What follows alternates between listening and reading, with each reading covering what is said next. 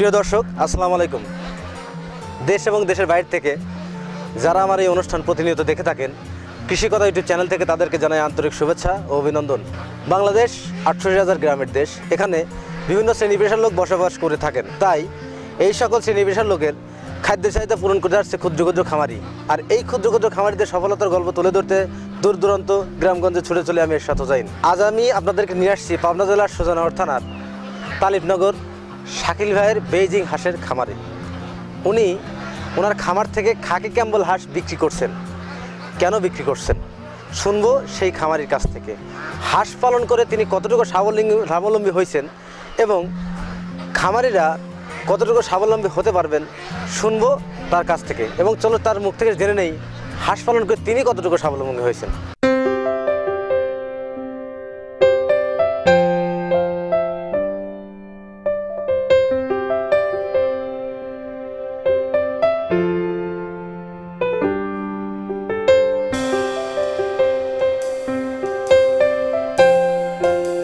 প্রিয় দর্শক, আমার সামনে যিনি দাঁড়িয়ে আছেন এবং তিনি যে খামারটি দেখছেন, খামারটি হলো শাকিল ভাই। উনি হাঁস পালন করে, হাঁসের ব্যবসা করেন, বিভিন্ন জায়গায় হাঁস করে থাকেন।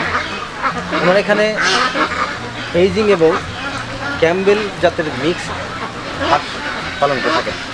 উনি বিভিন্ন খামারিদের হাঁস দিয়ে থাকেন, হাঁস তাদের কাছে হাঁস বিক্রি করে থাকেন। ওনারা এখানে হাঁস বিক্রি করতেছেন।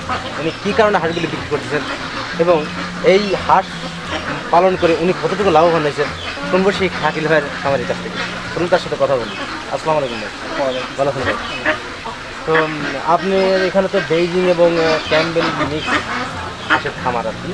তো আমি শুনছিলাম আপনি ক্যাম্বেল হাঁসগুলো বিক্রি করবেন। আপনি ক্যাম্বেল হাঁস কতটুকু আছে? আমার ভাই ক্যাম্বেল হাঁস এখানে 18,000 ছিল আর কি। আমি সম্পূর্ণ বিক্রি করতে সামান্য কিছু আছে।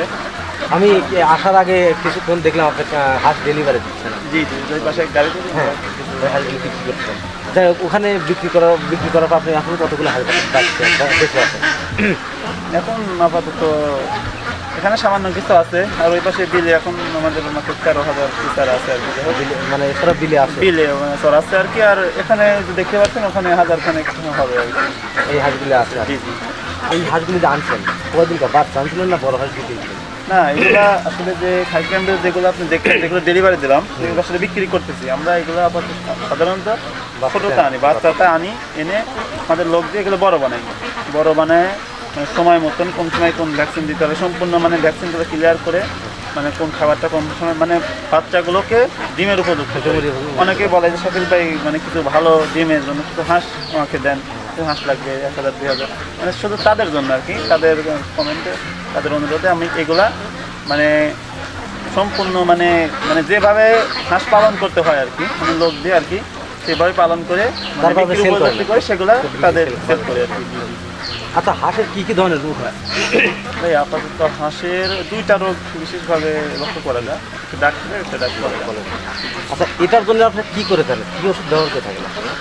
কিন্তু ভাই ডাক প্লেগ এটা তো কোনো এমনি ওষুধ ব্যবহার করেন, একটা 2টা ভ্যাকসিন দিই। ডাক প্লেগে একটা ভ্যাকসিন, ডাক কলের একটা ভ্যাকসিন। ডাক প্লের ভ্যাকসিন কয়দিন পরে? হাঁসের একদিন থেকে কয়দিন পর্যন্ত হাঁসের পরে আপনি ডাক প্লেটা করতে হয়? সাধারণত আমরা ভাই ডাক প্লেগ ভ্যাকসিনটা 21 দিন বেশি করে থাকি।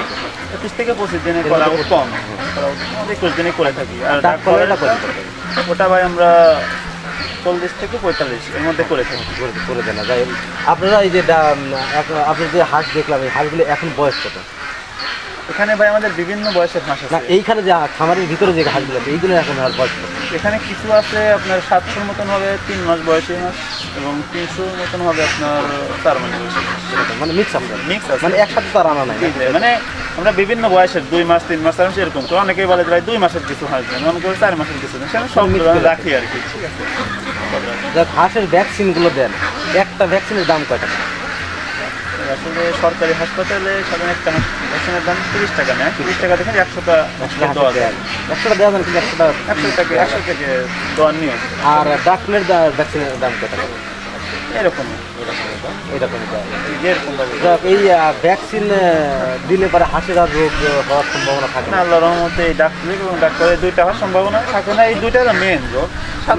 সাধারণত যে সমস্যা হয় এগুলো সামান্য সমাধান হয়ে যায়। হাঁসের ঠান্ডা লাগে, জ্বর হয়, চুনা পায়খানা করে, এই রোগের জন্য আপনার কী কী ওষুধ ব্যবহার করতে হবে? আসলে এগুলোর ক্ষেত্রে মানে হাঁসের যে কোন রোগটা হয়েছে ওই রোগ অনুসারে আমাদের, আপনি তো জানেন আসলে আমাদের ডাক্তার রাখা আছে আর কি। আমাদের ফার্মে বর্তমানে বেজিং যে হাঁসগুলো দেখতেছেন, এই বেজিং হাঁসি বর্তমান 5,000 ছিল, তা 2,000 মতন গেছে, মানে বিক্রি হয়েছে, বাকি 3,000 মতন আছে। এটার জন্য আমাদের ডাক্তার রাখা আছে, ডাক্তার উনি ট্রিটমেন্ট করে। ভ্যাকসিন করা দরকার, ওনারাই এসে ভ্যাকসিন করে সম্পূর্ণ ওনারাই করে, আমরা তো করি না, শুধু আমরা পরিচালনা করে থাকি আর কি। আচ্ছা, ডাক প্লে বা ডাক কলেরা রোগের লক্ষণটা কি বলতে পারেন আপনি? ডাক প্লেগ রোগটা, এই রোগটা বিশেষ করে পা ন্যাংরা হয়ে যায়, ঠিক আছে, অনেক সময় ব্যথা ব্যথা হয়ে মানে মারা যায়। মারা যায়। আর ডাক কলেরাটা মনে করেন যে হঠাৎ করে দেখা যায় যে হাঁস বাইরে গেছে, মানে মারা গেছে একবারে, মানে কোনো কোনো পায়খানা হয়ে মারা যায়। প্রিয় দর্শক, আসলে আমার এই শাকিল ভাই, উনি হাঁস পালনে অনেক অভিজ্ঞতা সম্পন্ন একটা লোক। উনি যে হাঁস পালন করে এবং হাঁসগুলো বিক্রি করতেছে, এটা খামারিদের জন্য খুব ভালো। কারণ হচ্ছে খামারিরা যখন নতুন খামার করবে, তখন যারা বাচ্চা আনার পরে হাঁসগুলো বড় করবে, এই ধৈর্য বা এই সময় যে যতটুকু রিস্ক, এই রিস্কগুলো আর কি উনিই বেয়ার করে। কেন? কারণ হচ্ছে হাঁসের যখন 3 মাস বয়সে যায়, তখন আর হাঁসের কোনো রিস্ক থাকে না। কারণ হাঁসের মূলত 2টি রোগ হয়ে থাকে, মূলত 2টি রোগ, ডাক কলেরা, ডাক প্লেগ। এই 2টি রোগ সামাল দিতে পারলে হাঁসের কোনো রোগ হয় না। আর উনি হাঁসগুলো বিক্রি করেন কারণ হচ্ছে খামারিদের সুবিধার জন্য। আচ্ছা, এই হাঁসের খামার করে আপনি কতটুকু স্বাবলম্বী হয়েছেন বা খামারিরা কতটুকু স্বাবলম্বী হতে পারবেন?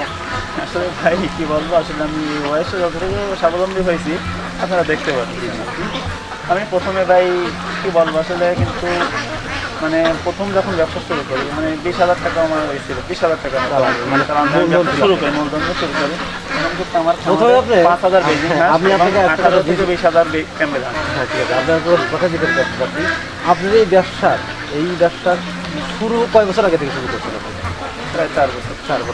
4 বছর আর মাশাআল্লাহ আপনি অনেক উন্নতি করছেন। আল্লাহ। আচ্ছা, এই কাজের আগে আপনি কোন কাজের সাথে জড়িত ছিলেন? আমি স্টুডেন্ট, এখন কোথায় লেখাপড়া করেন? আমি এখন লেখাপড়া করি মাসুম দিয়ে, আমার পাশে কলেজ। লেখাপড়ার পাশাপাশি আপনি হাঁসের খামার করে আছে এতটুকু স্বাবলম্বী। আপনারা পরিবারে কয়জন সদস্য আছেন? আমার পরিবারের 6 জন, বাবা মা 6 জন। যাই হোক, সবাই মিলে খুব ভালো আছে। আচ্ছা, এইগুলো দেখাশোনা আর কে কী করে? দেখাশোনা লোক রাখা আছে, এখানে 4টা লোক রাখা আছে, এগুলো পরিচালনা করে। আমার ওই ক্যাম্বেল যেগুলো মাটির চলতেছে, ওগুলো আরও 3টা লোক রাখা আছে, এখানে ওরা এগুলো দেখাশোনা করে। তো সব মিলে ভালো আছেন। আপনি নতুন যারা খামারি করে, তারা কি হাঁস লালন পালন খামার স্বাবলম্বী হতে পারবে? ভাই নতুন যারা খামার করতে চায়, আমি তাদের উদ্দেশ্যে বলবো যে ভাই খামারটা করতে হলে প্রথমে সম্পূর্ণ, মানে কখন কি করতে হবে সম্পূর্ণ ভেবে চিনতে ঠান্ডা মাথায় করা উচিত। মানে হঠাৎ করেই মানে করে ওঠা ঠিক না। হঠাৎ করে সব জেনে শুনে কখন কি করতে হয় না হয়, জেনে শুনে সম্পূর্ণ প্রস্তুত নিয়ে তখন করা উচিত। আর হাঁস পালনে ভাই হাঁসের রোগ বলা এমনি কম, নিয়ম কানুন মেনে 2টা ভ্যাকসিন দিলে আল্লাহর রহমতে রোগ বলা কম হয়। মোটামুটি যে কোনো লোক আর কি এমনি মোবাইলে এমনি বলে দিলে যে এইভাবে তাই মোটামুটি করতে পারবে, যে কোনো লোক পারবে। প্রিয় দর্শক, আমার এই শাকিল ভাইয়ের সাথে কথা বলে ভালো লাগলো। উনি যে হাঁস পালন করে, হাঁসগুলি বিভিন্ন জায়গায় সেল করতেছে বা খামারিদের মানে বিভিন্ন প্রয়োজনে এই হাঁসগুলি তাদের দিচ্ছেন। তো এই হাঁসগুলো যাদের প্রয়োজন তারা শাকিল ভাইয়ের সাথে যোগাযোগ করতে পারেন, উনি আপনাদের হাঁস দিতে পারবেন। তো খাকি ক্যাম্বেল হাঁস বা বেজিং হাঁস, যে হাঁসই আপনাদের প্রয়োজন হয় সেক্ষেত্রে ওনার সাথে যোগাযোগ করতে পারেন। ডিসক্রিপশনে নাম্বার দেওয়া থাকবে। আজ এ পর্যন্তই, দেখা হবে পরবর্তী ভিডিওতে। ততদিনে ভালো থাকেন, সুস্থ থাকেন। আল্লাহ হাফেজ।